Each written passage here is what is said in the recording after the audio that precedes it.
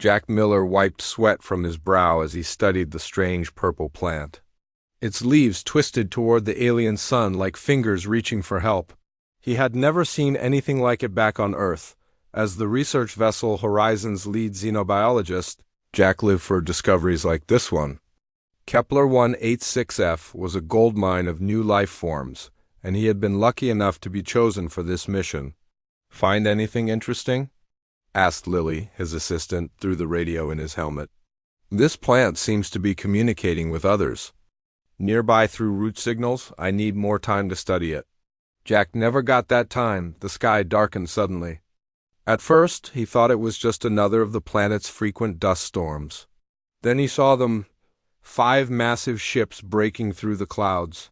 They were nothing like human vessels. These ships looked alive, with sections that moved like joints on an insect. "Base, we have unknown craft overhead." "Repeat, unknown craft." Jack yelled into his radio. The reply was only static. Explosions rocked the research base in the distance. Jack dropped his equipment and ran toward the camp. He wasn't military. He wasn't trained for this. But his friends were there, and he couldn't just hide. Before he made it halfway back, a blinding light hit him from above. Jack felt his body freeze in place, unable to move a single muscle. A beam lifted him slowly off the ground. The last thing he saw was the research base erupting in flames. When Jack woke up, he was in a cell. The walls pulsed with a faint blue light. The air smelled strange, like mint mixed with metal. His head pounded. He tried to stand but felt too weak. After several attempts, he managed to sit up against the wall in the cell across from him. Sut Bill, one of the security officers from the base. His face was bruised and his uniform was torn. "They got you too, huh?" Bill's voice was rough, like he had been screaming. "What happened? Who are they?" Jack asked. "They call themselves the Vespari, insect-like aliens. They killed most of us. Only took about 20 prisoners." Jack looked around and saw other cells. Most contained 1 or 2 humans. Some people he recognized, others he didn't. "Why did they attack us?" "We weren't a threat." Bill shook his head. "No idea. They haven't told us anything. Just locked us up in here." Days passed slowly. The aliens brought food once a day, a gray paste that tasted like nothing but kept them alive. Jack tried to count the days, but without seeing the sun, it was hard to be sure. He thought it had been about 3 weeks. Then the aliens started taking prisoners away. Each day, 2 guards would come. They were nearly 7 feet tall with hard shells covering their bodies. Their heads had large, bug-like eyes and moving parts where their mouths should be. They would open a cell, drag someone out, and that person would never return. Jack watched as the cells emptied one by one. Bill was taken on what Jack guessed was the 30th day. Soon only Jack and 3 others remained, then 2. Then just, Jack. Why was he still alive when everyone else was gone? The question kept him awake during what he thought were nights.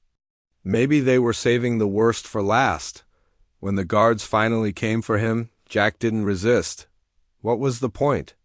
They clamped cold metal cuffs around his wrists and led him through long hallways that curved like tunnels in an ant colony. Everything was that same blue color that hurt his eyes after a while. They entered a massive room with a ceiling so high Jack couldn't see the top. At the center sat a raised platform, and on it was the largest Vespari Jack had seen yet.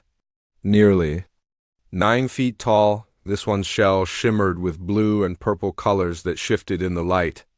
Unlike the others, who were brown or gray, this one looked almost beautiful in a terrifying way. The guards forced Jack to his knees. "This is the last one, my queen," one guard said in English, surprising Jack. "The scientist." The queen stepped down from her platform. Each movement was smooth and controlled. She circled Jack slowly, studying him with large compound eyes that reflected his face back at him dozens of times. "Do you know why you are still alive, human?" Her voice came through. Some kind of translator, sounding almost musical but with clicks between words. Jack swallowed hard. "No, your people call you a xenobiologist. You study alien life?" "Yes." The queen moved closer. Jack could smell something sweet coming from her, like honey but with a sharp edge. My people are dying, human. Each generation, fewer eggs hatch. Those that do are weaker than their parents.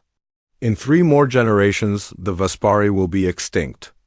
Jack wasn't sure what to say. Should he feel sorry for the aliens who had killed his friends? Your research vessel contained data about DNA manipulation. Your personal files showed special interest in cross-species adaptation. Now Jack understood. You want me to help you? Yes. The Queen's face came very close to his. You will use your knowledge to solve our genetic problem.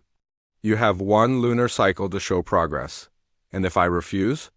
The Queen made a sound like rattling beads. Jack realized she was laughing.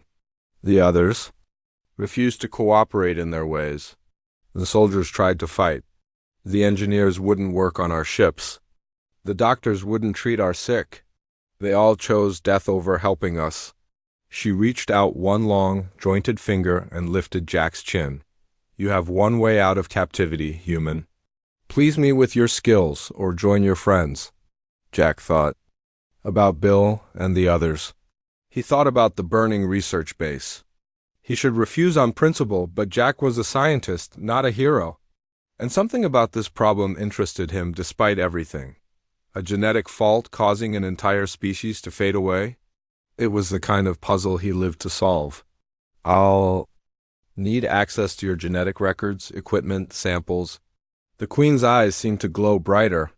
You will have what you need. As guards led him away to what would be his new workspace, Jack wondered if he had made a deal with the devil. But he was alive. And maybe, just maybe, he could find a way to use this position to help Earth somehow. What he didn't know was that pleasing the Queen would soon mean something far more complicated than just solving a scientific problem. And that his captivity was just the beginning of a story that would change 2 species forever. Jack's new lab was nothing like the simple research station he had used on Earth. The Vespari technology was beyond anything humans had created. Screens floated in the air without supports. Tools moved by themselves when he thought about needing them. It would have been exciting if he wasn't a prisoner. 2 Vespari guards stood at the door at all times. They never spoke to him. A smaller Vespari, who told Jack to call her Nyx, brought him food and helped him understand the equipment. Nyx had a gentler manner than the others and seemed curious about humans. Your Queen said you're all dying out. What's happening exactly? Jack asked Nyx on his 3rd day in the lab. Nyx's antenna drooped. Each new generation, fewer eggs hatch. Those that do are often sick or weak. I'm from the last healthy group. Those younger than me. She didn't finish. Jack was given access to the Vespari genetic database. He spent days learning how to read their DNA structure. It was similar to human DNA in some ways, but with extra elements he had never seen before. This is going to take longer than 1 lunar cycle, Jack told Nyx. There's too much to learn. The Queen is not patient, Nyx warned. Show progress or she will find someone else. Jack worked harder. He slept little, often falling asleep at his workstation. The Vespari biology was fascinating despite his situation. Their genetic structure was more complex than human DNA, with sections that seemed to change based on environmental factors. After 2 weeks, Jack made his first discovery. He found a pattern in the genetic breakdown. Something was causing mutations in specific gene sequences across generations. But what? Jack asked for samples from different age groups. The oldest Vespari had the healthiest genetic structure. The youngest showed the most damage. Whatever was happening had started about 100 years ago and was getting worse. While examining the oldest sample for the 5th time, Jack noticed something strange. A tiny section of the Vespari DNA looked familiar, too familiar. He compared it to his own blood sample. This can't be right, he whispered to himself. Part of the Vespari genetic code matched human DNA exactly. It made no sense. Humans and Vespari had evolved on planets light years apart. There should be no connection at all. Jack was so focused on his discovery that he didn't notice the Queen had entered the lab. Her shadow fell over his workstation. You have found something, she said. It wasn't a question. Jack jumped in surprise. Yes, I think so. but it's strange. The Queen moved closer. Jack could feel the guards watching him carefully. Tell me. Jack pointed to the screen. This section of Vespari DNA contains human genetic material. It's impossible unless our species met before, the Queen finished. Did we? Have humans and Vespari met in the past? The Queen was quiet for a long time. Then she dismissed the guards and Nyx with a wave of her hand. When they were alone, she spoke softly. There are stories passed down by queens. Tales of a time long ago when the Vespari found a damaged ship drifting in space. Inside were creatures we had never seen before. Most were dead. A few lived long enough for our ancestors to study them. Jack felt a chill. Humans, you found. Humans. The stories say they were integrated into our biology. Our ancestors believed taking the best parts of other species would make us stronger. But it didn't work that way, Jack said. Your bodies are rejecting the human DNA after all this time. That's what's causing the mutations. The Queen's eyes narrowed. Can it be fixed? Maybe. The human DNA is breaking down in your systems. It's like an old transplant that's finally being rejected.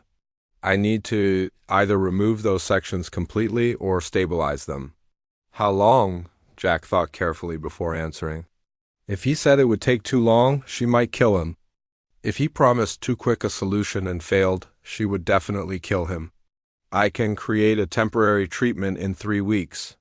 Something to slow the damage. A permanent solution will take much longer. The Queen studied him with those large, compound eyes. Jack couldn't read her expression, but he felt like she was looking into his soul. 3 weeks, she agreed. Show me this temporary solution and you will earn more time. After she left, Jack collapsed in his chair. He had bought himself some time, but he had no idea if he could actually deliver what he had promised.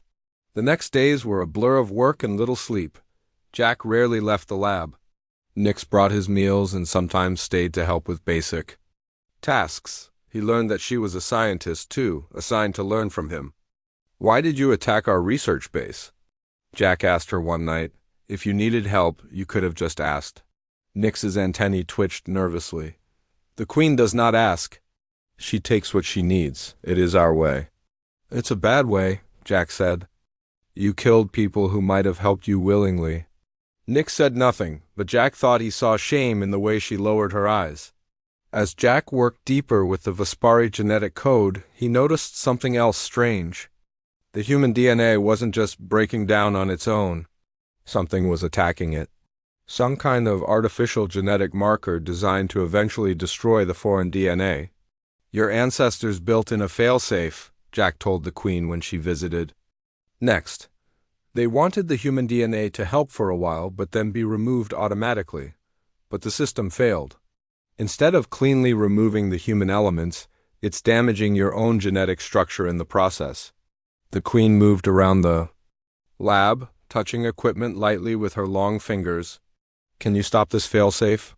I think so. I'm working on a treatment that will neutralize the destructive elements while preserving the stable parts of your DNA.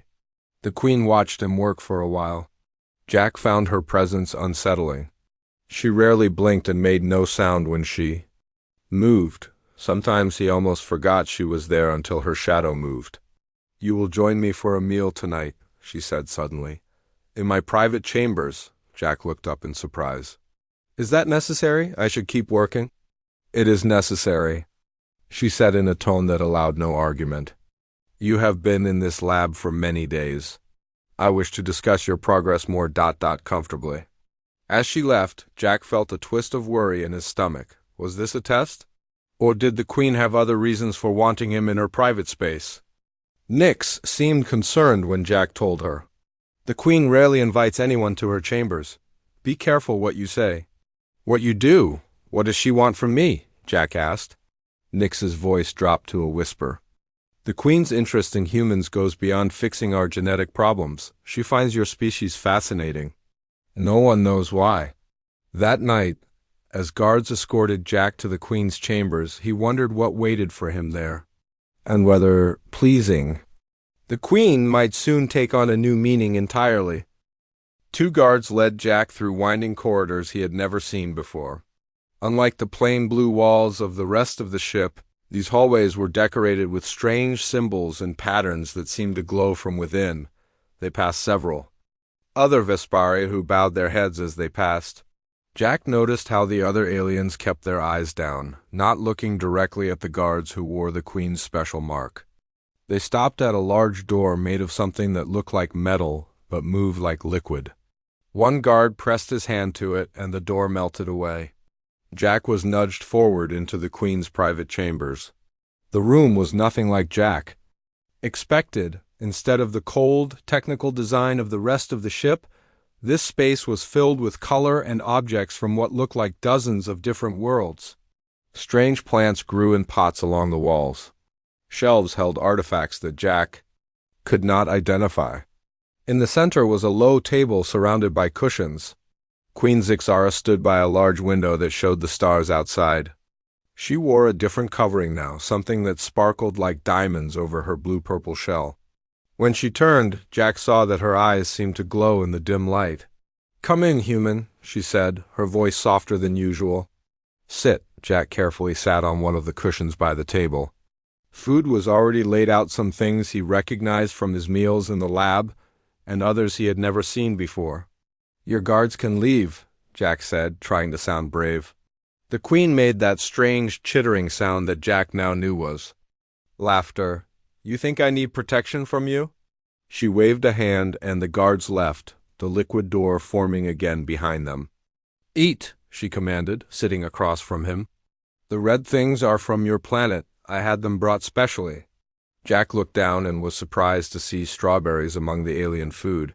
He hadn't tasted fresh fruit since his capture. He picked one up and ate it slowly, savoring the sweet flavor. "Thank you," he said, truly grateful for this small reminder of home. The Queen watched him eat with open curiosity. "Your species fascinates me," she said after a while. "So fragile. Yet you have spread to many worlds. You create beautiful things despite your short lives." Jack noticed she wasn't eating. "Aren't you having anything?" "I have already fed. I wanted to watch you." That made Jack uncomfortable, but he continued eating. The strawberries gave him an idea. "I might have found a way to help your people," he said. "A temporary fix, at least." The Queen leaned forward. "Tell me. The failing part of your DNA needs something to stabilize it while I work on a permanent solution. There are compounds in some earth plants that might work. Strawberries, actually, contain something that could help slow the breakdown." This wasn't exactly true. The strawberries had reminded Jack of an earth compound that might work, but he saw an opportunity. A way out. "I would need to return to Earth to get the right materials. With the proper compounds, I could create a treatment. That would buy your people decades, not just years." The Queen's antennae twitched. Her compound eyes reflected Jack multiple times. "You think me naive, human?" "No, you will remain here." Her voice had hardened. Jack had expected this. "Then let me send a message. Ask for the materials to be delivered. Your ships could meet them halfway. And tell your people where to find us? Alert your military?" She stood up suddenly, towering over him. "I was not born yesterday, as your people say." Jack was surprised she knew the human expression. "How do you know our sayings?" The Queen moved to a shelf and picked up what looked like a small black box. "We have been observing humans for longer than you think. Learning your languages, your customs." She set the box down on the table between them. It opened to reveal hundreds of tiny crystals. These contained human entertainment, stories, music, history. Jack realized she had been studying humanity through their media and transmissions. That explained how the Vespari had learned English. "Then you know we aren't all bad," Jack said.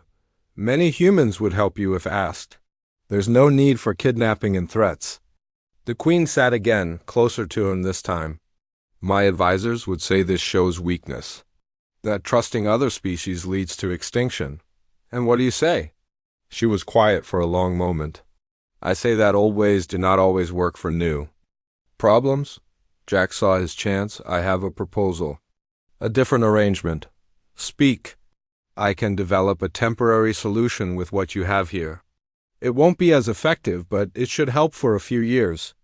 If it works, you release me and end all hostilities against human colonies.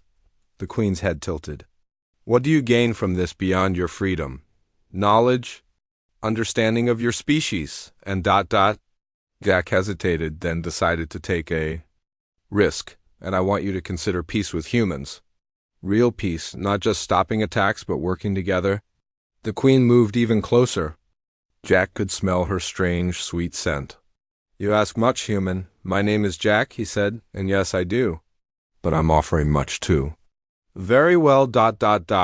What else would this arrangement include? Jack hadn't expected her to agree so easily. He thought quickly. I want to learn about your culture, your history, and in return I'll teach you about humans. Real humans, not just what you've seen in our entertainment. The Queen's eyes seemed to brighten. This interests me. I have many questions about human behavior that your stories do not explain well. Like what? Your concept of democracy working together as equals. The Vespari have always followed the strongest. The Queen rules because she must. There is no other way. Jack was surprised by her interest in human politics. There are many ways to lead. Force isn't always the most effective. Show me, she said. Teach me these other ways while you work on our cure. Jack nodded slowly. I will, but I need more freedom to work. No guards watching me constantly. Access to communication systems, so I can record my findings. The guards stay, she said firmly, but I will allow you more access to our databases, and ... She seemed to consider something. I will meet with you regularly to continue these discussions.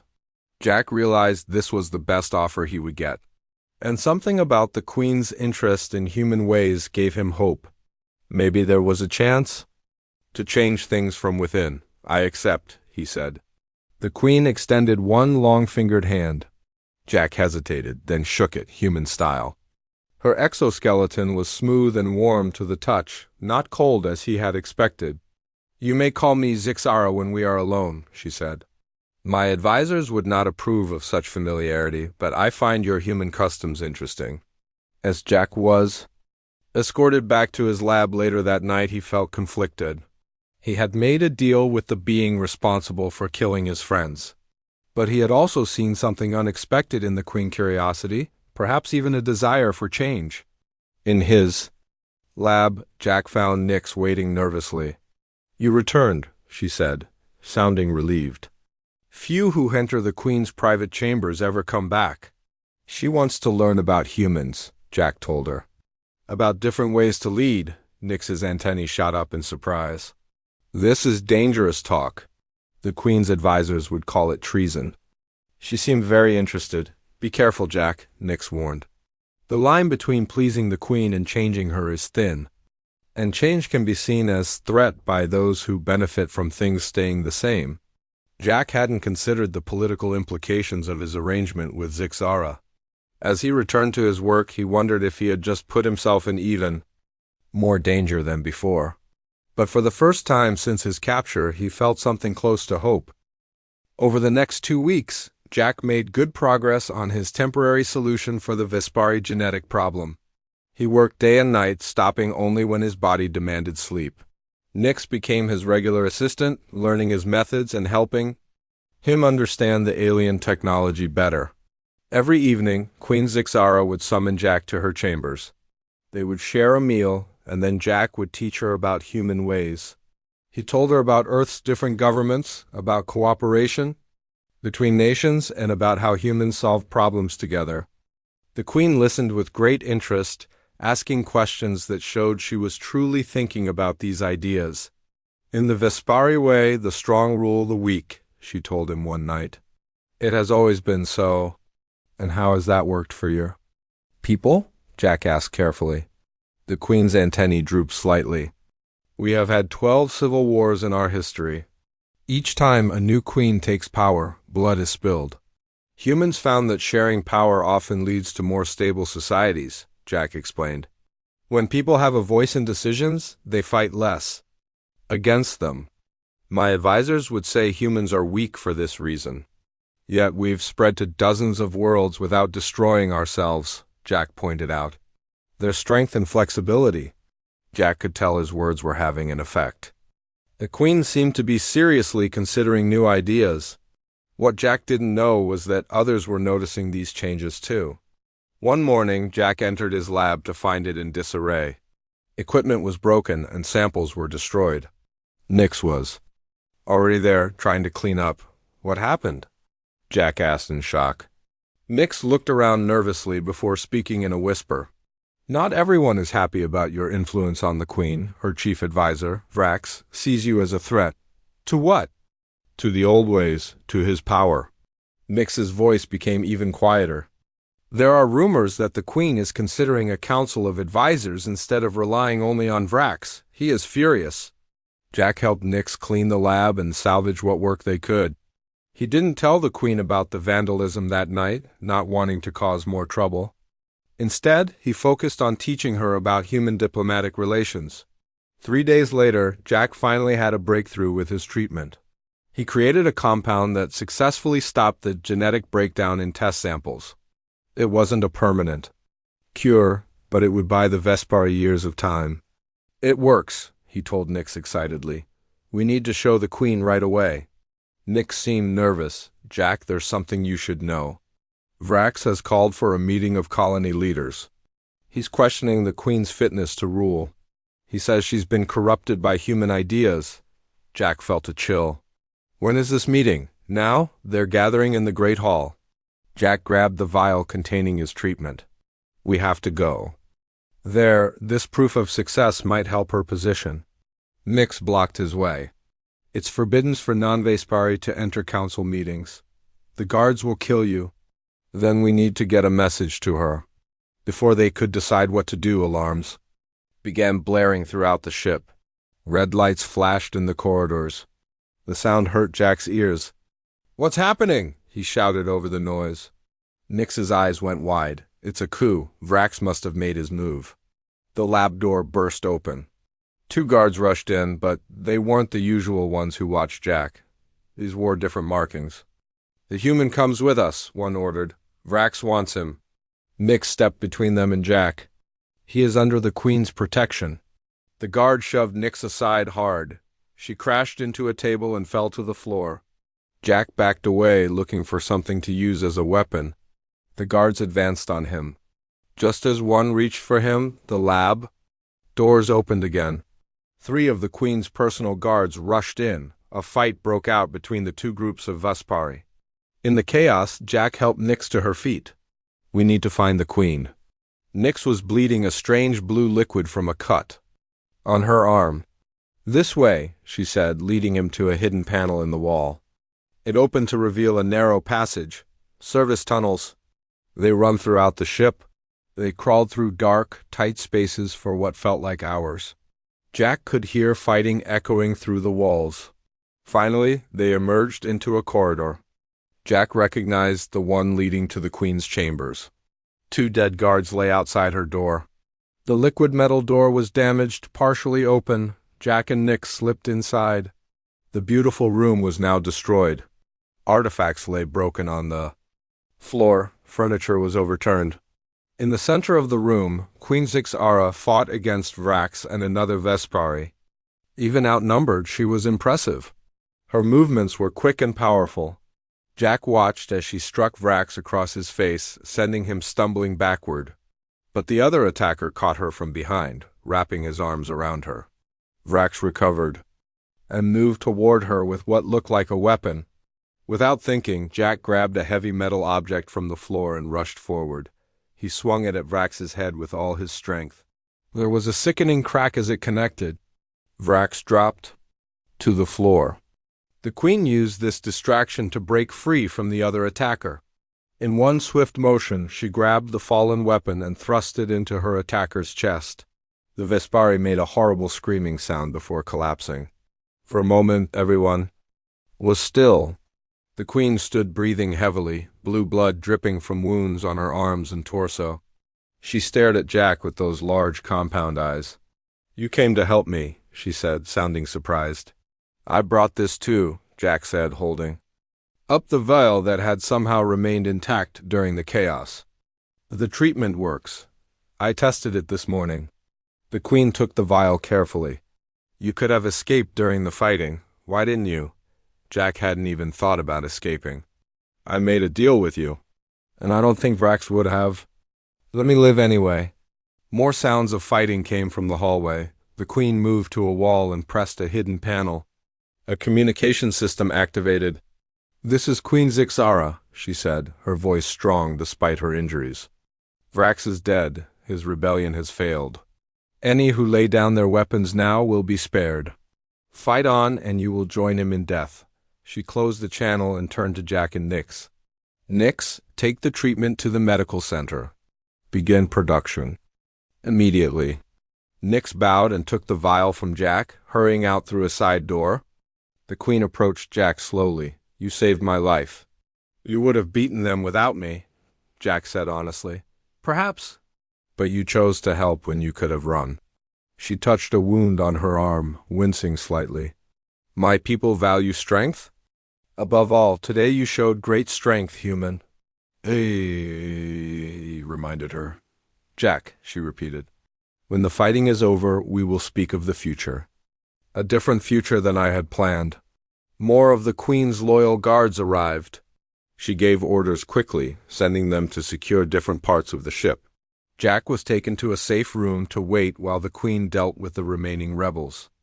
Hours later, when the ship was quiet again, Jack was brought back to the Queen's chambers. The room had been partially cleaned, but still showed signs of the battle. The Queen sat on a cushion, her wounds treated and bandaged. The rebellion is over, she told him. Most followed Vrax out of fear, not loyalty. When he died, they surrendered. And the treatment? Jack asked. Nix reports it is working as you promised. Production has begun. The Queen gestured for him. To sit. You have fulfilled your part of our arrangement. Now I must fulfill mine. Jack sat across from her, tired but alert. My freedom and peace with human colonies? Yes, the Queen said, but I offer more. This coup has shown me the weakness in our traditional ways. My people need change if we are to survive. She leaned forward. I will create a council as you suggested. Representatives from each colony working together with the Queen, and I want you to help build it. Jack stared at her in surprise. Me? I'm not Vespari. Exactly. You bring new ideas. A different perspective. Her voice softened slightly. And you have earned my trust, Jack Miller? Few can claim that honor. Jack didn't know what to say. This was far more than he had hoped for. A chance not just to escape, but to help create real change. Will your people accept this? He finally asked. The Queen made her chittering laugh. Some will resist. But today they learned what happens to those who challenge me. Her eyes seemed to glow in the dim light. And with your treatment giving U.S. time, they will see the benefits of your human ways. As Jack considered her offer, he realized that pleasing the Queen had become something far different than he ever expected. Not just surviving, not just escaping, but changing an entire civilization for the better. 6 months passed quickly. Jack's days fell into a new pattern that felt almost normal. Each morning, he worked in the lab with Nix on developing a permanent cure for the Vespari genetic problem. His temporary treatment had worked better than expected. The first healthy Vespari eggs in a generation had hatched just weeks ago. In the afternoons, Jack met with Queen Zixara and her newly formed council. The transition hadn't been easy. Many older Vespari resisted the changes. They didn't understand why a queen would share power or why they should listen to a human. But Zixara was determined, and those who had opposed her during the coup knew better than to challenge her again. Today was different, though. Today was the day Jack had been waiting for. A human ship was coming. 3 months ago, Zixara had finally allowed Jack to send a message to Earth. He had been careful with his words, explaining that he was alive and working with the Vespari on a peaceful solution. He asked for a diplomatic team to be sent. The response had taken weeks to arrive, but when it did, Jack had felt a wave of relief. Earth was sending representatives to meet with the Vespari Queen. Jack stood on the observation deck, watching as the human ship approached the Vespari mothership. It looked so small next to the massive alien vessel. He wondered what the humans aboard were thinking. Were they scared? Angry about the attack on the research base? Would they even listen to what he had to say? Nix joined him at the window. Over the months, she had become a true friend. She wore the new mark of the Queen's Science Council on her arm. "Are you nervous?" she asked. "Yes," Jack admitted. "A lot depends on this meeting going well. The Queen has prepared for this carefully. The reception hall is ready. The council members have been briefed." Jack nodded. Zixara had taken his advice seriously. No weapons would be visible during the meeting. The human representatives would be treated as honored guests, not potential enemies. It was a huge change from the Vespari's usual approach to other species.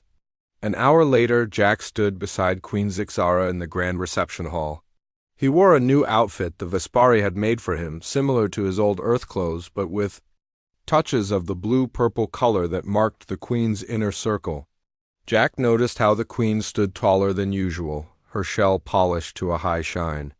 "Remember," he whispered to her, "let them speak first. Show respect by listening." The Queen made a small noise that Jack now recognized as agreement.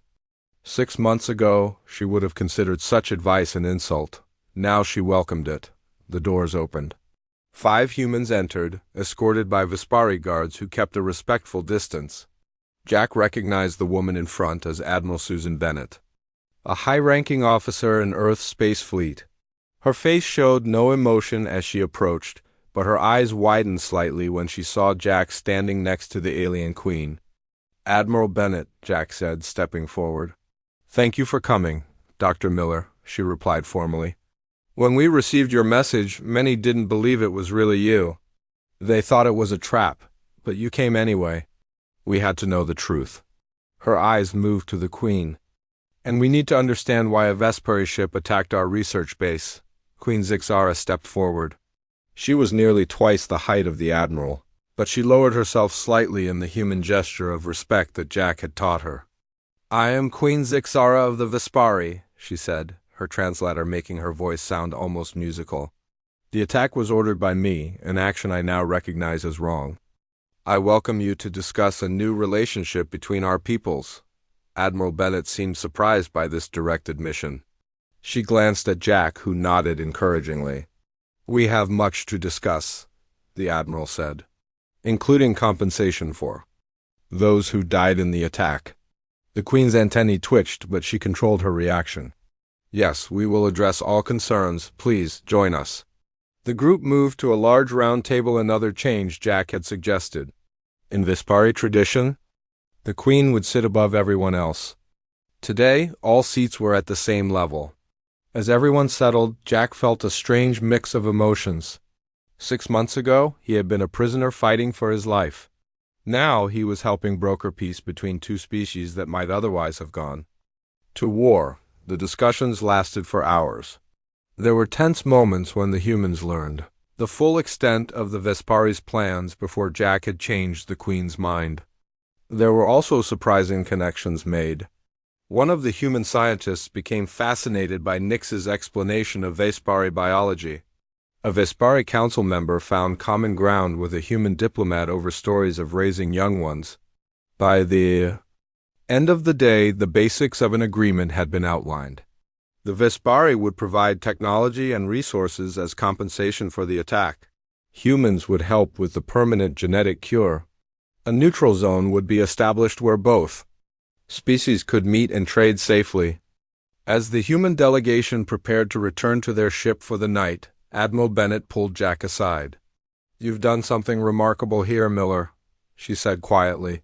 "When we thought you were dead, we were planning a military response. Now we're talking about scientific exchange programs." "The Queen has changed," Jack told her, "and so have I." "Will you be returning with us when we leave?" the Admiral asked.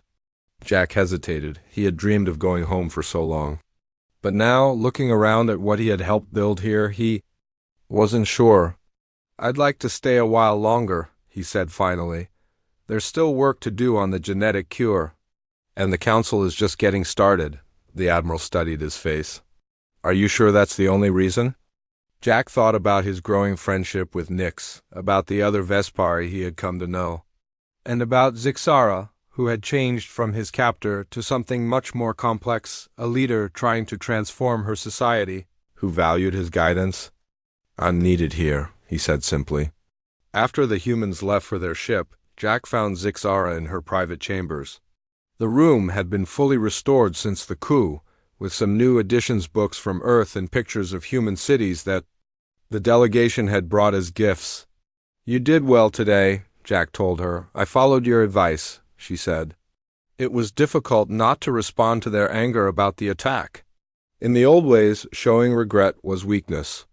But you showed strength by acknowledging the wrong and offering to make it right.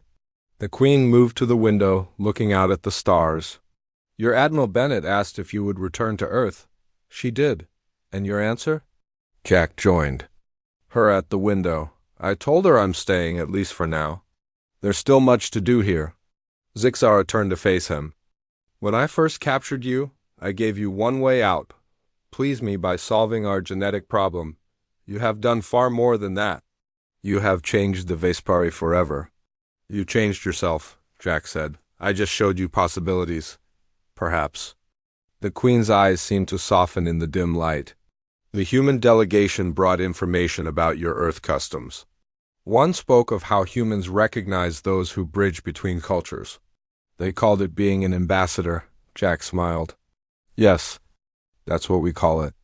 "Then I would name you the first human ambassador to the Vespari, not a captive, not just an advisor, but a true bridge between our worlds."